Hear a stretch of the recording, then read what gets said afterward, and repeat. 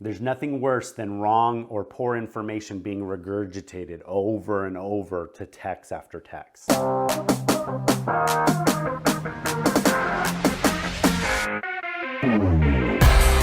Hey Sterile Processing Professionals, Brandon the Sterile Guy here, and in this video, we're gonna talk about whether count sheets should be inside the tray or outside the tray. I know this is a hot topic and I'm looking forward to it. Yep, this is another one of those endless arguments within the industry where people will stake their claim on whether a count sheet should be inside the tray or outside the tray, and they'll argue endlessly about it. So as far back as I can remember, even back in school, count sheets were always inside the tray everywhere I went.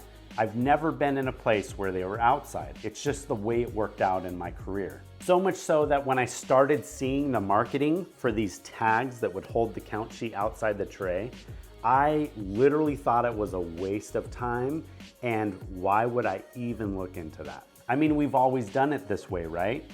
Ugh, I hate that term. If you ever say, this is the way we've always done it, I will make it my priority to focus on that. I hate that term. There's nothing worse than wrong or poor information being regurgitated over and over to text after text. It's ridiculous. But back to the topic. Let's talk about the arguments for and against count sheets inside the sets. And then we will also not only look at the arguments, but then also validate and weigh whether the arguments actually reach a level of concern to patient safety. And I say this because both sides could have really valid arguments on any subject, but if it doesn't come down to the fact of it really harming the patient or causing any really significant problems, what does it matter? So let's see how this subject pans out. So let's look at the argument for moving count sheets outside of the tray. First and foremost, it almost always comes down to paper and ink. The argument is that ink can transpose or seep onto instruments and then be actually introduced inside the patient. And this is a truly valid argument. I don't know how many times in my history I have seen like a stringer of instruments and it looks like a newspaper just transposed on the side of it. If you actually hold the stringer up, you can actually read the count sheet. That can't be good. Now, a counter argument to this would be, well, all the ink being used on the paper and pens and everything should be non-toxic. And you can find that out on your pens by seeing if it has this emblem, which is the AP certified non-toxic.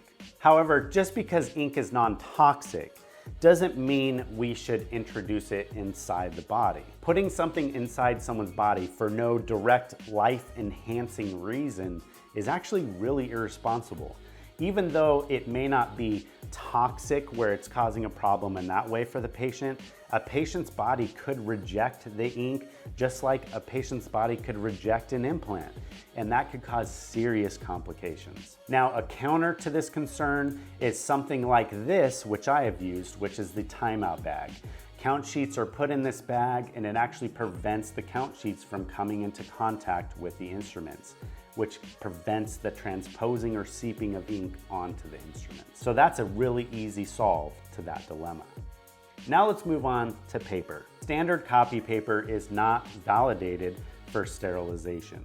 It has not been tested and validated to actually go through a sterilization cycle. However, have you ever tried to find a medical grade copy paper?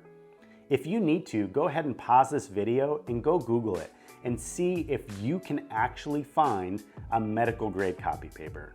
They don't exist, and AAMI knows this, which is why AAMI does not get involved with this argument. They have not put in their standards whether paper should be inside or outside the trays. When it comes to a medical device, such as a peel pouch or something like that, they do state that it needs to be medical grade, but as far as your regular copy paper and count sheets, not a word. And the reason is this, because over the last, 4 decades that we've been sterilizing count sheets inside of trays, millions and millions of trays inside the United States and other countries, there still has yet to be incidences of a count sheet harming a patient. That's a lot of data points to prove that there's not a problem. So to create a problem where one doesn't exist is just the good idea fairy trying to come up with something that creates fear, and then you just happen to have the product to solve that fear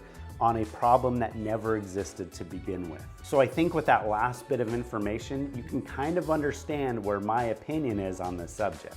I was originally trained as a surgical technician in the Army, so I did many years on and off working as a surgical technician.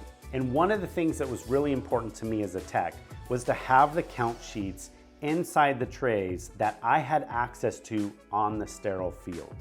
And the reason I wanted access to this is because there was plenty of time where once I was done setting up my table that I had to wait for the surgery to start, because you have to wait for the patient to come in, the nursing helps, get them positioned and asleep and all that kind of stuff. So there's a lot of time there.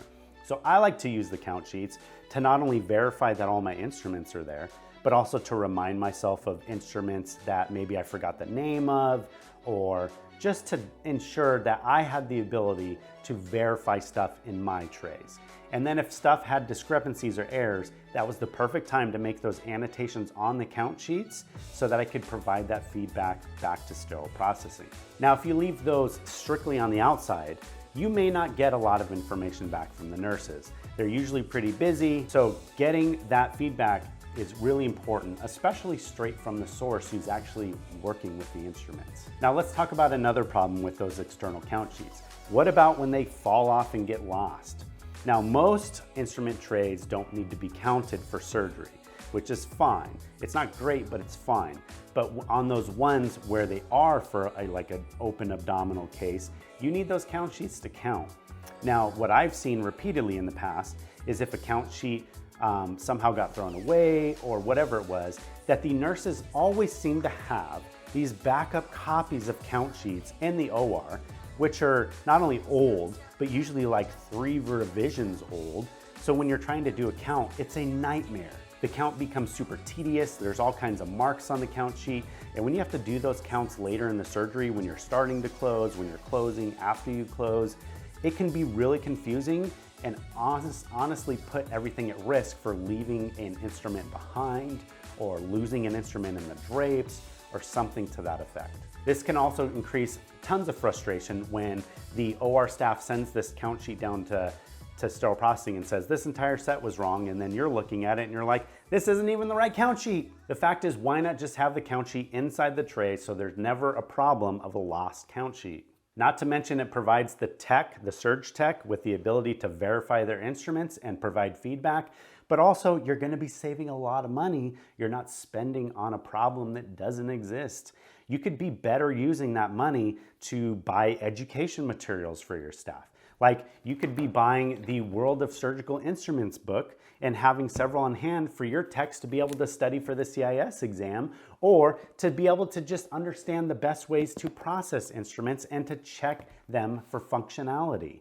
And you can do that with the discount codes in the description down below. So moral of the story, AAMI doesn't say anything about this. We have tons and tons and tons and tons of data points to prove that count sheets are safe inside or outside the trays. It doesn't really matter. As long as you're keeping those count sheets stored in something that protects them from the instruments, that is also validated, such as the timeout bag, then it should be safe. So in my opinion, there's no reason to be spending all this extra money on tags to keep it outside for no specific safety reason. Hey, any topics or videos you want to see, please put them in the comments down below. Don't forget to like and subscribe. Thanks for watching, and as always, I will catch you in the next one.